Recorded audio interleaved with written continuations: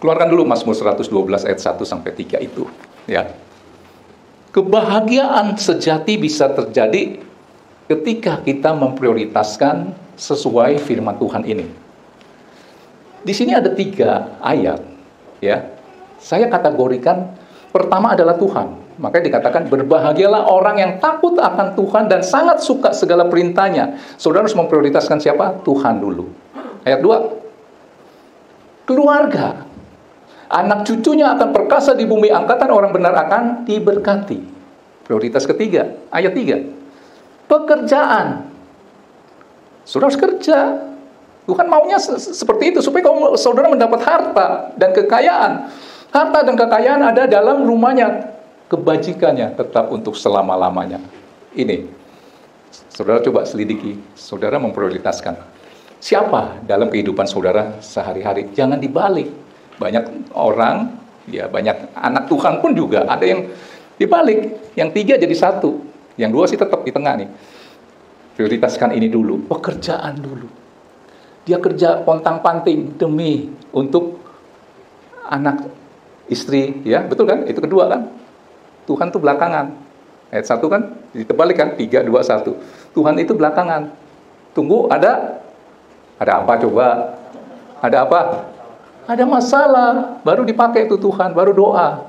Lagi nyaman-nyaman, hidup lagi senang-senang, Tuhan tuh dilupakan. Tangkap ini. Ya, saudara kalau mau hidup mendapatkan kebahagiaan sejati, saudara harus prioritaskan sesuai dengan Mazmur 112. Tuhan, keluarga, baru pekerjaan. Kenapa Tuhan harus prioritas? Tadi waktu saya menuju ke gereja, waktu doa puasa saya mendapat undian ya, hadiah. Kipas yang si Lucy sering pakai itu kalau kepanasan gitu ya. Ternyata cucu saya itu suka ya. Jadi ceritanya dalam doa puasa itu dapat itu, kita mau kasih cucu saya gitu ya. Saya nggak pernah mau kasih sesuatu tuh langsung gitu. Saya suruh dia berdoa dulu supaya hati dia ditanam mulai dari kecil. Dia dapat apa itu bukan karena orang tuanya yang ngasih gitu. Dia harus sadar itu semua datang dari Tuhan. Saya suruh cucu saya, kamu doa dulu. Terima kasih Tuhan Yesus mau kasih saya hadiah, baru keluarin. Terus dia ucapin terima kasih kan kepada saya. Jangan saya, harus bilang Tuhan Yesus terima kasih. Dari mulai kecil harus diajarkan seperti itu. Sehingga kalau saudara bisa ada datang di tempat ini ya, saudara dapat berkat yaitu firman Tuhan yang hari ini saudara dapat. Jangan bilang kebetulan, semua karena kemurahan Tuhan. Wah, hari ini saya dapat sesuatu, cara doa saya pasti berbeda. Nah, itu semua karena Tuhan, bukan kuat gagah saudara, bukan karena saudara punya mobil. Ini, saudara harus nangkep. Jadi Tuhan harus diprioritaskan karena dialah yang mengaruniakan kita kuasa untuk menikmati berkat Tuhan. Saudara, hal begini baru saya sadari adalah mungkin 2-3 tahun yang lalu. Selama ini saya berdoa berkati saya, ini, dapat sih, ini. Kadang-kadang saya merenung ya, ini, cuma bisa dilihat, tidak bisa dinikmati. Sekarang saya berubah doa saya. Karuniakan aku kuasa untuk menikmati berkat Tuhan. Keluarkan Pengkhotbah 2 ayat 25. Saya baru sadar itu. Pak Yulius punya ini, cuma bisa dilihat doang, ini. Buat apa? Harus bisa dinikmati ya. Karena siapa dapat makan dan merasakan kenikmatan di luar dia? Saudara datang ke restoran yang mewah, saudara, ya maaf nih, mungkin saya juga pradiabetes kan, ada pabrik gula di dalam, mau makan ini kagak bisa, mau makan itu nggak bisa, kesian dong, betul nggak? Minta ini. Siapa yang dapat makan dan merasakan kenikmatan di luar dia? Dia itu Tuhan. Saudara harus sadarkan itu, maka saudara harus memprioritaskan Tuhan.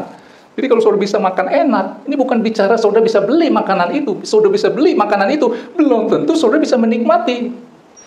Kalau Pak Thomas dikasih makanan yang enak, manis-manis, makannya secuil ya Pak ya? Betul nggak? Iya, nggak tahu yang lain-lain gimana. Ibu Belina ya, begitu suka sekali dengan es, apa tuh? Waduh, ngelihatnya udah merah-merah, campur kuning, pengen gitu. Tapi kalau nggak dikaruniakan kuasa menikmati, nggak bisa, cuma dilihatin aja, paling dicicipin dikit aja, udah. Tangkap, makanya saudara harus memprioritaskan Tuhan, oke? Nah, saudara, Mazmur 112, kembali lagi, Mazmur 112 ayat 1-3, ini apa saudara tahu? Tangkapnya. Ini sebab akibat. Akibat dari saudara punya roh takut akan Tuhan dan sangat suka segala perintahnya, akibatnya apa? Ini sebab saudara punya takut akan Tuhan dan sangat suka segala perintahnya, akibatnya, ya Mazmur 2. Harusnya saudara apa? Nggak usah lihat di depan. Tuh langsung harta tuh. Anak cucu perkasa di bumi, harta dan kekayaan. Itu sebab akibat. Keluarkan Amsal 9 ayat 10. Takut akan Tuhan. Akibatnya, anak cucu perkasa, harta dan kekayaan ada di dalam rumahnya, bukan di rumah orang lain. Permulaan hikmat adalah takut akan Tuhan. Mengenal yang Maha Kudus adalah pengertian. Punya hikmat itu melebihi mempunyai emas. Cepat Amsal 16 ayat 16. Mengerti ini. Minggu lalu kan saya katakan bagaimana memperbesar hikmat. Memperoleh hikmat sungguh jauh lebih memperoleh emas. Dan mendapatkan pengertian jauh lebih berharga daripada mendapatkan perak. Nangkep ini. Takut akan Tuhan mendatangkan apa? Hikmat. Ada hikmat. Kecerdasan yang daripada Tuhan. Bahagiamu tidak ditentukan oleh jumlah atau keadaan. Terus kembali lagi Mazmur tadi ya. Mazmur 112 ayat 1. Ayo cepat. Berbahagialah orang yang takut akan Tuhan dan sangat suka segala perintahnya. Saudara bayangkan, belum saudara melakukan perintahnya, cuma memperhatikan saja. Ini apa hukum apa? Sebab akibat. Keluarkan Yesaya 48 ayat 18. Yesaya 48 ayat 18. Tadi Mazmur 112 ayat 1 apa? Berbahagialah orang yang takut akan Tuhan. Kenapa? Karena ada hikmat. Dan sangat suka segala perintahnya. Kenapa? Belum melakukan, cuma perhatikan aja. Saudara perhatikan ini. Sekiranya engkau memperhatikan perintah-perintahku, maka damai sejahteramu akan seperti sungai yang tidak pernah kering. Dan, nah ini kita mau kan? Tema saya kan kebahagiaan sejati. Kebahagiaanmu akan terus melimpah seperti gelombang laut yang tidak pernah berhenti. Saudara pernah lihat gelombang laut itu berhenti? Ya berhenti gelombang gitu. Tenang. Setenang apa ya? Air di bak. Pernah? Nggak pernah. Dia pasti bergelombang-gelombang. Itu sukacita tuh. Cuman perhatiin doang. Saudara bisa bayangkan? Ya. Nah, saudara nangkap sesuatu. Bahagia karena hati yang menentukan. Nanti saya akan keluarkan Matius 5. Secara garis besar aja nih ya, sebelum kita bahas di Matius 5, yang tentang berbahagialah orang yang haus dan lapar akan firman, berbahagialah orang yang murah hati gitu ya. Secara garis besar adalah sedikitnya keinginan. Nah, itu karena saudara doain hati. Saya lihat orang itu jadi nggak bahagia walaupun hartanya cukup untuk beli A, B, C. Itu ketika dia beli sesuatu, pengen lagi. Misalnya maaf ya, tadinya naik sepeda, pengen naik motor. Wajar dong, biar cepet. Kebeli nih motor. Aduh, kalau hujan susah untuk datang ke gereja. Wah, kelihatannya rohani ya. Dia pengen punya mobil. Tuhan kabulkan nih punya mobil. Taruhlah, dikasih mobil, Agia gitu. Harusnya dia bahagia dong, tadinya kehujanan, sekarang nggak kehujanan nih, naik Agia. Tapi yang membuat dia nggak bahagia itu terlalu banyak keinginan, karena kepingin apa? Mobil yang Innova.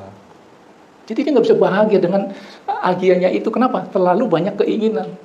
Taruhlah, akhirnya kecapean juga, dia naik Innova. Tapi ada mobil keren yang lewat, BMW, shoot. Tadinya udah bahagia nih dengan Innova dia nih. Duh, puji Tuhan, haleluya, akhirnya naik Innova keren gitu ya. BMW lewat, cut, sampai lobi hotel langsung dibukain. Waduh, kepingin BMW. Dia jadi bahagia nggak? Nah, kenapa orang ini tidak menjadi bahagia? Karena terlalu banyak keinginan. Saya sering katakan, kepuasan dalam diri seseorang bukan terletak banyaknya harta, tetapi sedikitnya keinginan. Nangkep ini ya? Oke. Kita ambil contoh satu ya. Coba Matius 5 ayat 6.